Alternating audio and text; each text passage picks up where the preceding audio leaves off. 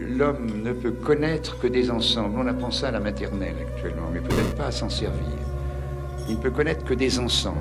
Un ensemble, on le représente par un rond. C'est ce qu'on appelle la patate de l'œuf de veine. Et un ensemble est fait d'éléments. Vous voyez, alors c'est les petits ronds qui sont dedans. On représente les relations qui existent entre ces éléments par des flèches. L'ensemble de ces relations constitue ce qu'on appelle la structure. Cet ensemble de relations, aucun homme ne peut la connaître. Eh bien, il y a un principe d'incertitude qui a été découvert par Heisenberg et énoncé par lui, qui fait qu'on ne peut pas, un homme ne peut pas connaître, il ne peut pas être objet observant et observé. Et il ne peut pas connaître la structure avec un grand S. Ce que nous connaissons, c'est l'abstraction. Ce que nous retirons de cette structure avec un grand S, qui est une sous-structure, qui est un sous-ensemble. Et le drame journalier de la vie humaine, c'est de croire, chacun de nous, abstrayant des ensembles qu'il rencontre dans son existence, un sous-ensemble, est persuadé que ce sous-ensemble constitue l'ensemble avec un grand S, alors que c'est un ensemble avec un petit S.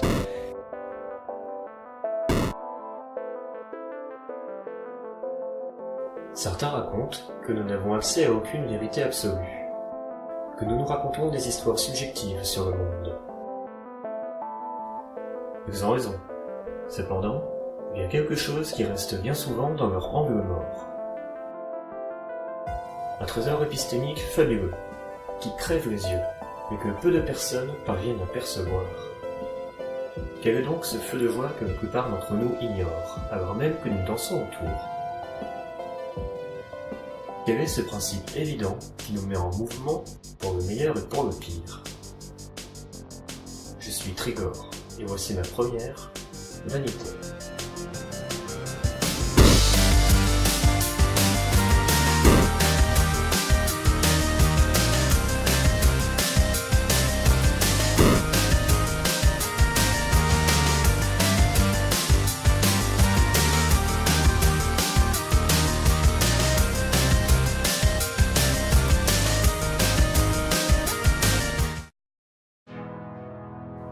Aux compagnons de la hiérophanie.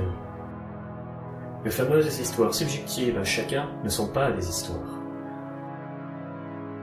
Ce que nous nous racontons sur le monde est autre chose de beaucoup plus instable et puissant. Ce sont des mythes.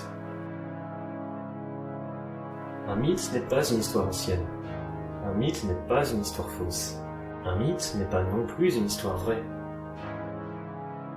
Un mythe est une histoire sacrée. C'est précisément ce sacré que ratent les penseurs rationnels dans leur scientisme matérialiste. C'est quand même dommage, car c'est précisément ce qui fait poids dans chacune de nos décisions. C'est ainsi que les égrégores nous manipulent. Qu'est-ce que le sacré, Emmanuel? Je répondrai que le sacré, c'est ce qui a de la valeur symbolique. Et qu'est-ce qui a de la valeur symbolique? C'est le sacré. Ma réponse tautologique en fera fuir plus d'un. Ce n'est pourtant pas un gros mot tautologique. Ça veut juste dire que ce qui justifie le principe, c'est le principe.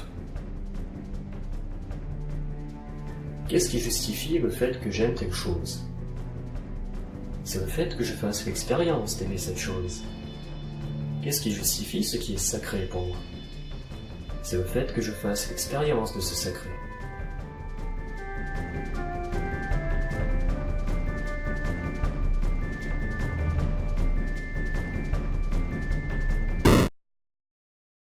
C'est ici que les zététiciens rigides brandiront leur rasoir d'Occam pour trancher et retirer chirurgicalement la part arrationnelle du mythe. J'ai dit arrationnel et pas irrationnel, car irrationnel, ça n'existe pas. C'est la profanation d'une valeur sacrée qui est pour eux la rationalité. Il ne resterait donc, pour expliquer le comportement des êtres, que de simples narratifs subjectifs à chacun. Et voilà nos penseurs rationnels rassurés, avec une frontière rigide et illusoire entre réalité et fiction. C'est là un véritable nexus de la pensée rationnelle, qui s'explique par le fait que celle-ci s'est construite en opposition aux croyances, qui, elles, embrassaient n'importe quel sacré qui passe. Pourtant, la grille de lecture que je vous propose se veut une approche rationnelle du monde irrationnel, soit le monde mythologique, que la superstition ésotérique nomme le monde des égrégores. Entamons alors un bref voyage avec notre nouveau bagage épistémique. Faisons un petit test. Vous allez faire l'expérience du sacré qui s'impose à vous.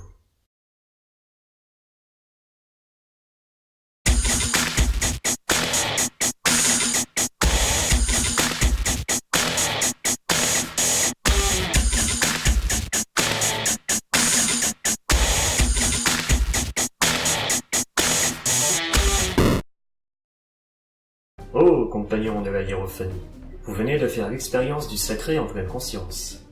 Vous venez d'observer votre relation au monde par la grille de lecture des égrégores. Allez-vous prêter attention à A plutôt qu'à B, ou peut-être l'inverse?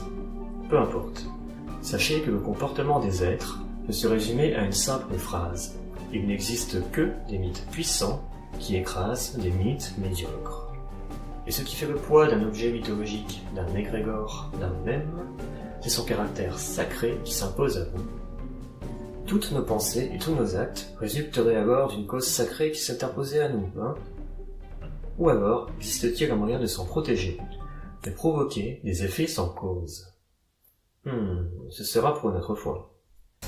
Tout ce à quoi nous prêtons attention et intention fait le sacré de notre monde personnel, hissant bien souvent tout le reste au rang de profane. Quand on regarde des lettres, on ne peut s'empêcher de les reconnaître, de les interpréter. Leur mythe, aussi abstrait soit-il, s'impose à nous. Quand on voit une forme dans un nuage ou dans un caillou, il est impossible de ne voir que le caillou. C'est le principe de hiérophanie, émergence de sacré. Le mythe est la totalité de nos biais cognitifs.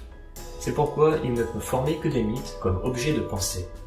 Tout comme un gaufrier ne peut former que des gaufres. De la pensée rationnelle, alors. Celle-ci est simplement une grille de lecture qui nous fait percevoir les mythes selon des critères différents. Mais il y a toujours phénomène de hiérophanie. D'autant que la rationalité n'empêche pas de produire un discours mythologique sur le monde. La théorie de l'univers Prout, par exemple. Ce sera pour une autre fois. Le mythe est partout. Il est notre relation au monde. Ça peut être une croyance faisant votre identité. Ça peut être un archétype si puissant que le monde cesse d'exister. Ça peut être cette marchandise qui vous promet être beaucoup plus. Ça peut être un drapeau, votre famille, l'art, la musique, la science. Le mythe n'est ni bon ni mauvais, et ses conséquences peuvent être aussi merveilleuses que destructrices.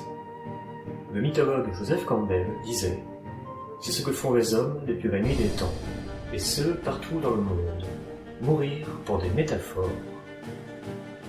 Le chant des égrégores, c'est le concours des vanités hiérophaniques du monde pour obtenir votre attention et devenir l'objet de votre intention. Ceci fait la totalité de l'automouvement du monde. C'est aussi le titre du livre écrit par votre serviteur.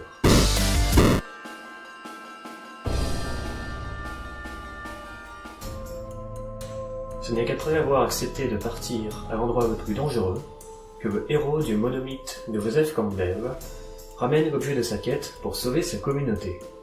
Il a dû pour ça muer comme un serpent, accepter une mort symbolique, et donc véritable, pour renaître d'une nouvelle identité. C'est en acceptant de perdre tout ce à quoi vous tenez dans une remise en perspective mythologique que vous comprendrez le monde des choix irrationnels, soit le monde réel. Vous comprendrez aussi quels automouvements anthropologiques ont entamé les hommes, quels égrégores vaniteux nous font danser de leur chant.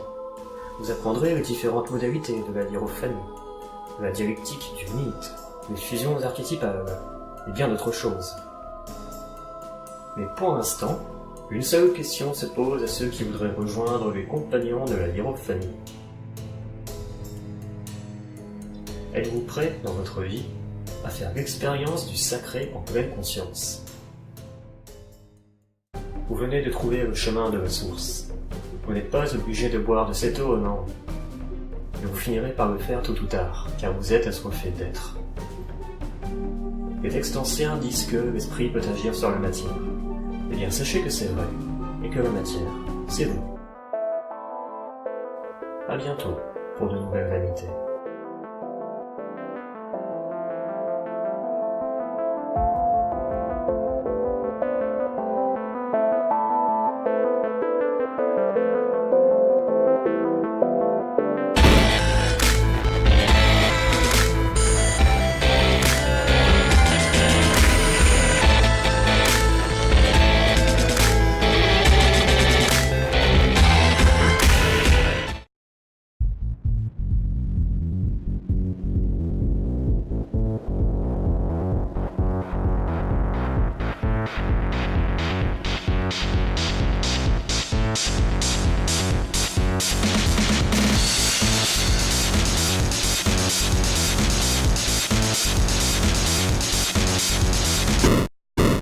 Ce n'est pas de la magie, c'est de la science.